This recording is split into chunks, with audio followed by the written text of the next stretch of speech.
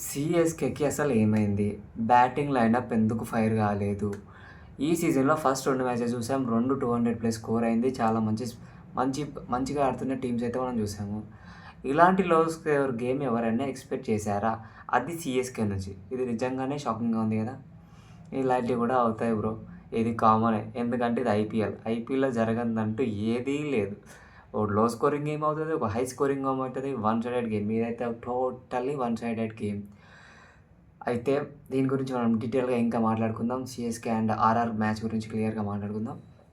దానికంటే ముందు నా పేరు Nitin. Welcome to Nitin cricket talks.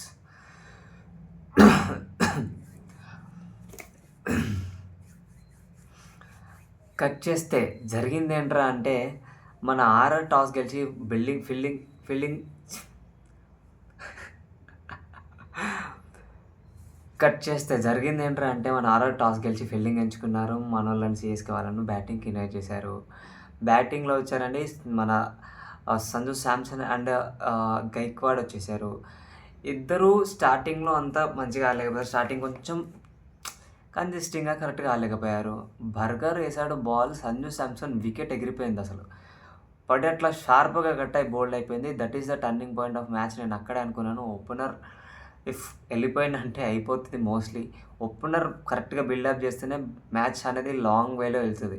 So, అక్కడే సంజు శాంసన్ వికెట్ పడిపోయింది. నెక్స్ట్ జాఫ్రా ఆర్చర్ వచ్చేసి సేమ్ అలాగే వికెట్ తీసుకొని వెళ్ళిపోయాడు రుతురాజ్ గైక్వాడ్‌ది.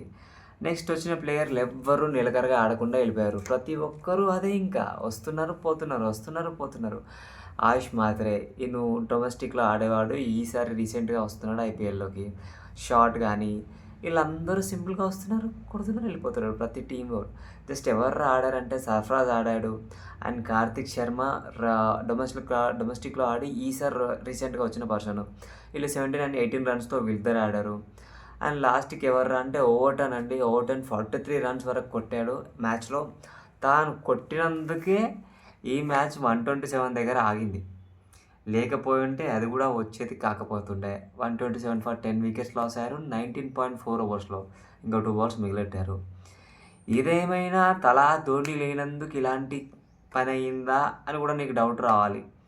ఎందుకంటే తలా ధోని ఉంటే ఇలా అవ్వనిచ్చేవాడు కాదేమో అని నాకు డౌట్ కదా! ఇలా అవ్వదు ఖచ్చితంగా. అదైతే ధోని ఉంటే ఇలా చేయనివ్వడు కదా! టీమ్‌ని ఎట్లా చేయాలో అలానే చేస్తాడు. సో, ఇదైతే నేను ఎక్స్‌పెక్టెడ్ కాదు సీఎస్‌కే నుంచి. సీఎస్‌కే ఇలాంటి టీమ్ కాదు. చాలా బాగా ఆడాలని నేను అనుకుంటున్నాను. నెక్స్ట్ ఇందులో చూసుకున్నట్టయితే వీళ్ళ వికెట్స్ అబ్బలు ఎవరు తీతుకున్నారో ఎంతగానో అంతే. మన ఆర్చర్ 2 వికెట్లు ఏసేసుకున్నాడు. బర్గర్ 2 వికెట్లు ఏసేసుకున్నాడు. సర్ జడేజా కూడా 2 వికెట్స్ ఏసేసుకున్నాడు. అండ్ సందీప్ శర్మ, రవి బిష్ణోయ్ వీళ్ళు 1 వికెట్ అండ్ తీసుకున్నారు ఇట్లా. సో, ఇందులో బెస్ట్ థింగ్ ఏంటి అంటే యాక్చువల్లీ ఇలా 6 బౌలర్లు 6గురు టీమ్‌లో బౌలింగ్ ఏసి ఇలా అందరు వికెట్స్ తీసుకోవడం ఇదొక రేర్ థింగ్. ఇలాంటివి జరగడం చాలా తక్కువ. ఇలాంటివి కూడా అవుతా ఉంటాయి. అలాంటివి కూడా చూడాలి. కానీ ఆర్ఆర్ బౌలింగ్ అండి నిజంగా ఎక్స్‌పెక్టెడ్. చాలా బాగేశారు. అసలు సీఎస్‌కే పైన ఇలాంటి బౌలింగ్ ఏసారంటే నిజంగానే మెచ్చుకోక తప్పదక్కడ. అండ్ ఇంకా జరిగిందేంట్రా అంటే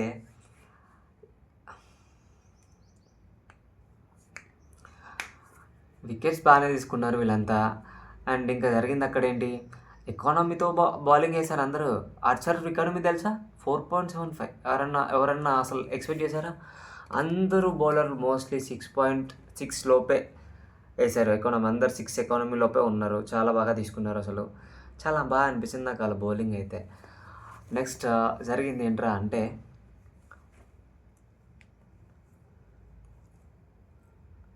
ఇక్కడే ఆల్రెడీ వన్ సైడెడ్ మ్యాచ్ క్లియర్‌గా అయిపోయింది కదా!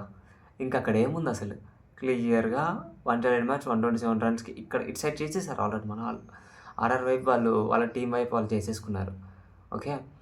నెక్స్ట్ ఏం చేశారు? బ్యాటింగ్‌కి మనోళ్ళు వచ్చేసారు ఆర్ఆర్ వాళ్ళు. ఆర్ఆర్ వాళ్ళు బ్యాటింగ్‌కి వచ్చింది ఎవరు? సూర్యవంశి 15 సంవత్సరాల అబ్బాయి. ఈయన గురించి ఎంత చెప్పినా తక్కువే. సార్ ఎటెటో కొడతాడు, ఎక్కడెక్కడనో కొట్టేస్తాడు. ఆయనతో పాటు జైస్వాల్ ఇద్దరు యంగ్ గన్స్ ఉడుకు రక్తం యాడ్ ఆగుతారు. ఎవరేసినా కొడతానే ఉన్నారు. ఎవడేసినా కొడతానే ఉన్నాడు. ఫస్ట్ సూర్యవంశి అవుట్ అయ్యాడండి. ఇద్దరు పార్ట్నర్షిప్ బాగుంది. సూర్యవంశి హాఫ్ సెంచరీ చేశాక అవుట్ అయ్యారు. సూర్యవంశి 17 బాల్స్‌లో 52 రన్స్ కొట్టుకున్నాడు. 4 4s 5 6s. ఇక్కడనే హాఫ్ సెంచరీ అయిపోయింది. బౌలర్ చిన్నగానే ఉంటాడు. కొట్టే షాటే చాలా పెద్దగా ఉంటది. జైస్వాల్ నాట్ అవుట్‌గా నిలిచిపోయాడు. 36 కొట్టాడు. చాలా బాగుంది. 36, 38 రన్స్ కొట్టాడు 36 బాల్స్‌లో. తనది కూడా బాగుంది. అండ్ 3 ఫోర్లు, ఒక సిక్సర్ కొట్టాడు జైస్వాల్ కూడా. అండ్ నెక్స్ట్ చూసుకున్నట్టయితే ఎవరున్నారు, రియాన్ పరాగ్ వచ్చాడు. అండ్ ధ్రువ్ జురేల్ కూడా వచ్చాడు. జురేల్ బాగానే ఆడాడు. 9/18 కొట్టాడు. రియాన్ పరాగ్ 9లో 14 కొట్టాడు. ఇద్దరు బాగానే ఉన్నాయి. అండ్ ఈ వికెట్స్ వాళ్ళకి దొరికినాయి ఏంట్రా అంటే అన్షుల్ ఉన్నాడు కదా, అన్షుల్ 2 వికెట్స్ తీసుకున్నాడు వాళ్ళ దాంట్లో. అది తప్ప వాళ్ళు వికెట్స్ తీసింది ఏది లేదు. రియాన్ పరాగ్ అండ్ ధ్రువ్ జురేల్ వికెట్స్ తీసేసుకున్నాడు. రియాన్ వికెట్స్ తీసుకుంది ఏంట్రా అంటే అన్షుల్ ఉన్నాడు కదా, అన్షుల్ 2 వికెట్స్ తీసుకున్నాడు. అక్కడ మనకు రియాన్ పరాగ్ ఫినిష్ చేశాడు. జురేల్ అండ్ సూర్యవంశీ వికెట్స్ తీసుకున్నాడు. 2 కూడా చాలా బాగానే వికెట్స్ తీసేసుకున్నాడు తను కూడా. కానీ clearly one side match CSK నుంచి ఎక్స్పెక్టెడ్ అయితే నేనైతే అస్సలు చేయలేదు. సర్ జడేజా మూవ్మెంట్ కూడా ఇందులో కీలకంగా మారింది. సర్ జడేజా నిన్న తను ఎమోషనల్గా ఫీల్ అయ్యి ఏడ్చాడు కూడా మ్యాచ్లో. తాను లేని మ్యాచ్, తాను ఎన్నో నాలుగుగా తను ఐపీఎల్లో సిఎస్కేకి ఫ్రాంచైజ్కి ఆడుతూ ఉన్నాడు. సడన్గా ఆర్ఆర్కి చేంజ్ అవ్వడం, ఆర్ఆర్ తరపున ఆడడం, ఆర్ఆర్ టీంతో సిఎస్కే డౌన్ఫాల్ క్లియర్గా కనిపించింది. అక్కడ ఆర్ఆర్తో కరెక్ట్గా ఆడలేకపోవడం, ఇది చూస్తూ తను నిజంగా నేర్చాడు. Is the one of the incident. నాకు కూడా చాలా బాధాకరంగా అనిపిస్తుంది సర్ జడేజా అలా ఏడవడం.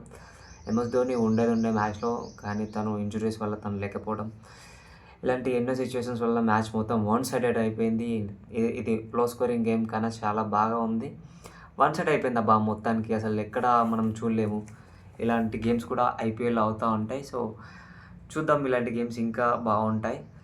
ఈ రివ్యూ ఇంతటితో ముగుస్తుంది. సో నా కంటెంట్ నచ్చినట్టయితే ఖచ్చితంగా మీకు బాగా అనిపిస్తే లైక్ చేసి షేర్ చేయండి. సబ్స్క్రైబ్ మాత్రం ఖచ్చితంగా చేస్తూ ఉండండి. అండ్ నెక్స్ట్ కంటెంట్ కోసం మళ్ళీ స్టే ట్యూన్గా ఉండండి. సబ్స్క్రైబ్ చేయండి. రేపు మళ్ళీ కలుసుకుందాం. నెక్స్ట్ మ్యాచ్ గురించి మళ్ళీ మాట్లాడుకుందాం. Thank you so much for watching this video. Bye.